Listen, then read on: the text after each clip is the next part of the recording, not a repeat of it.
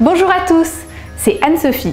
Je vous accueille aujourd'hui dans ma cuisine pour la première vidéo de ma chaîne YouTube. Je peux vous dire que je suis un peu émue.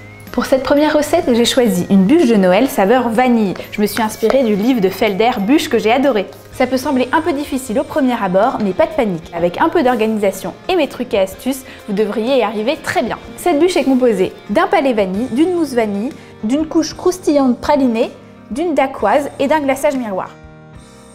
Côté organisation pour votre bûche, l'idéal est de commencer un jour avant de la servir. La veille, on prépare l'insert vanille, le croustillant praliné et le biscuit dacquoise. On attaque direct le palais vanille qui doit passer une nuit au congélateur.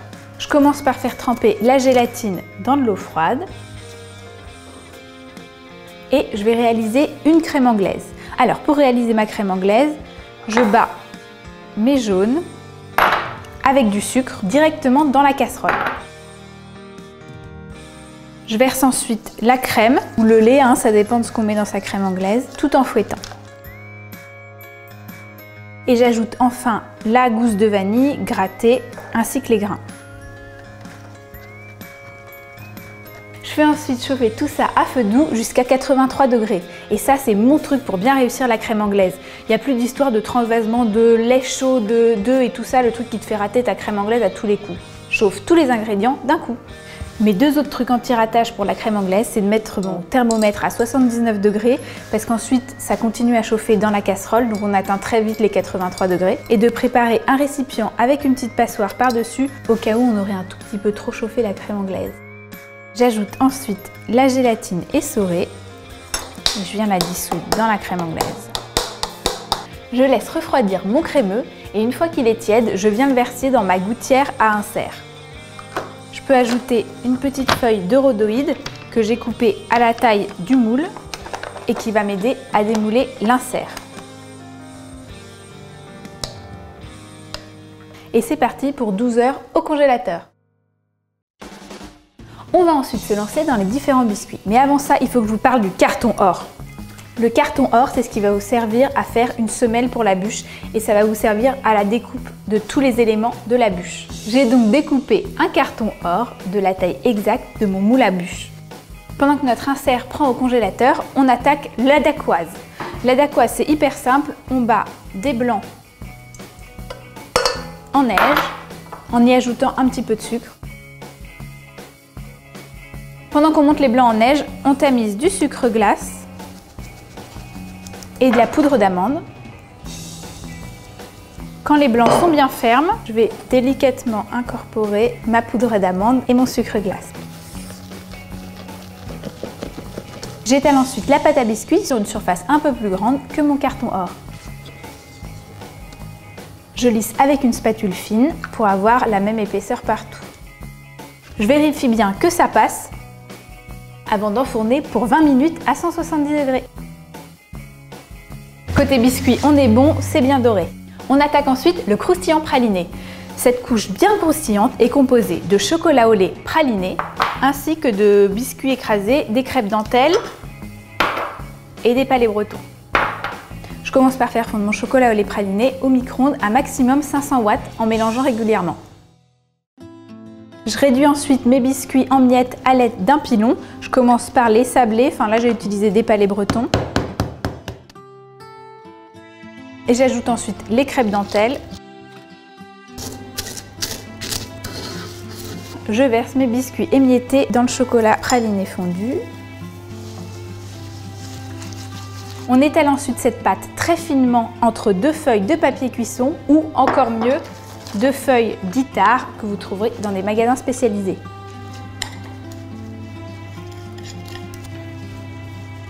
Je peux commencer à répartir le tout un peu à la main. Et je termine au rouleau à pâtisserie pour obtenir une couche très fine. Cette fois-ci, c'est l'équivalent de 2 cartons or qu'on va vouloir découper sur la surface du chocolat. Tac, tac, c'est bon. Si Mercotte était là, elle vous dirait qu'il faut que ce soit super fin. Ça permet de pouvoir facilement découper le gâteau. Je fais ensuite durcir le tout au frais. Une nuit a passé, notre insert a bien pris au congélateur. On est donc le matin du jour J. On va pouvoir se lancer dans la mousse vanille.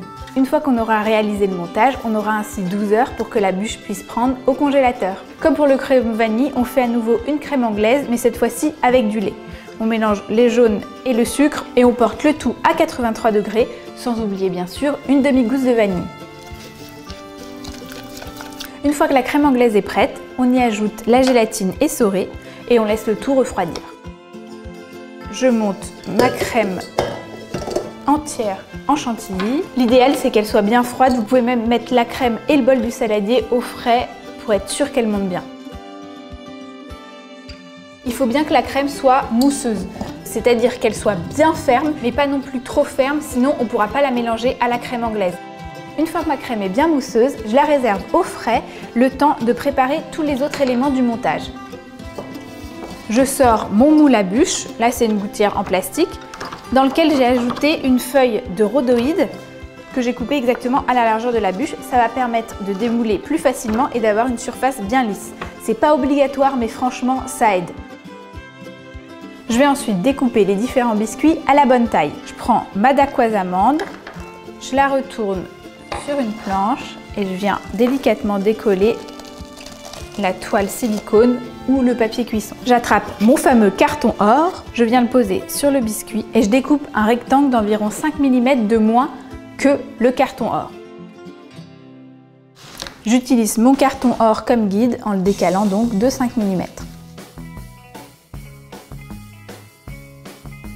Je fais ensuite la même chose avec mon croustillant praliné qui a durci au frais, sauf que cette fois je viens découper deux rectangles, plus petits de 5 mm que mon carton or.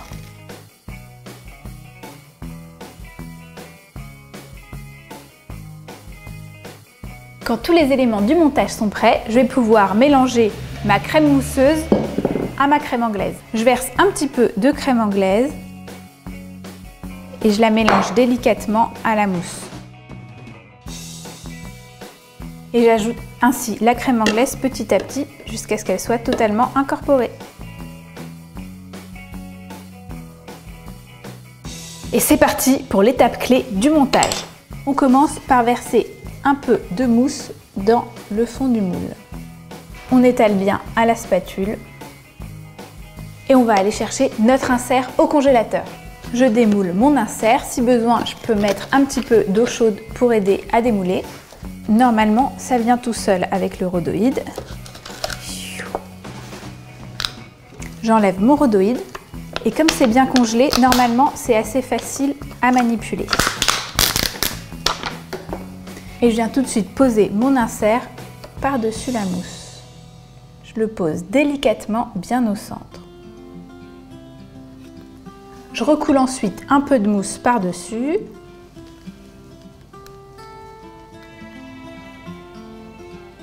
Je lisse. Et je dépose une première couche de croustillant praliné. Je presse légèrement pour faire remonter la mousse sur les côtés. À nouveau, une couche de mousse. Et je viens déposer notre deuxième couche de croustillant praliné. Là encore, je presse légèrement. Enfin, une dernière couche de mousse. Je lisse. Et je termine par notre couche de dacquoise amande que je pose sur le dessus.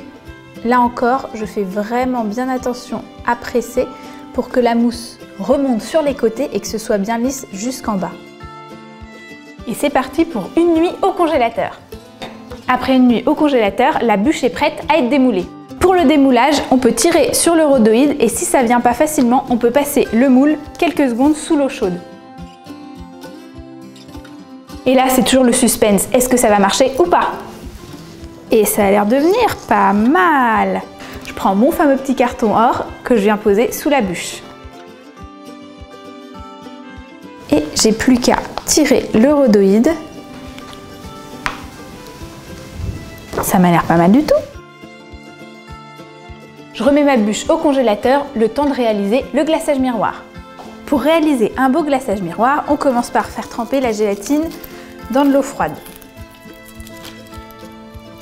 On réalise ensuite un sirop en portant à ébullition l'eau, le sucre et le glucose.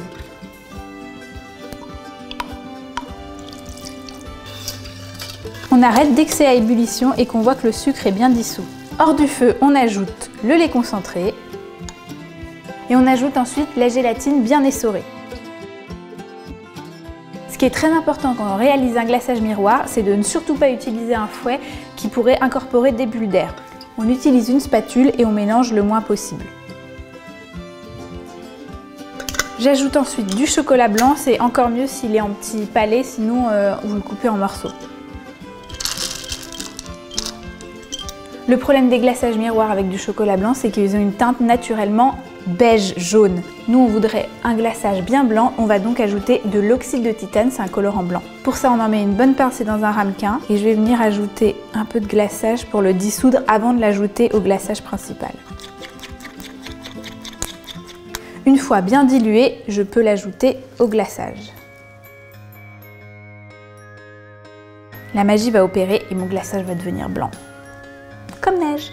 Pour terminer, on filtre le glaçage et on attend qu'il descende à 30-35 degrés avant de pouvoir glacer la bûche. Dès que le glaçage est à 35 degrés, je sors ma bûche du congélateur, je la pose sur une grille et j'ai disposé en dessous une plaque avec du film alimentaire par-dessus, comme ça s'il y a besoin, je peux récupérer le glaçage qui a coulé.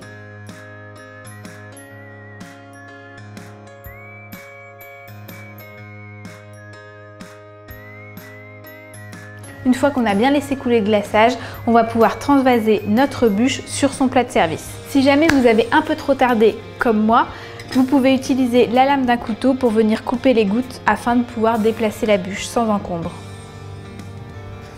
Pas simple le déplacement de la bûche. Côté déco, on va faire simple, je trouve que la bûche est déjà assez compliquée comme ça. Je vais juste lui ajouter une petite touche d'or. Et voilà une bûche digne d'un professionnel. On n'est pas très loin de Felder, hein.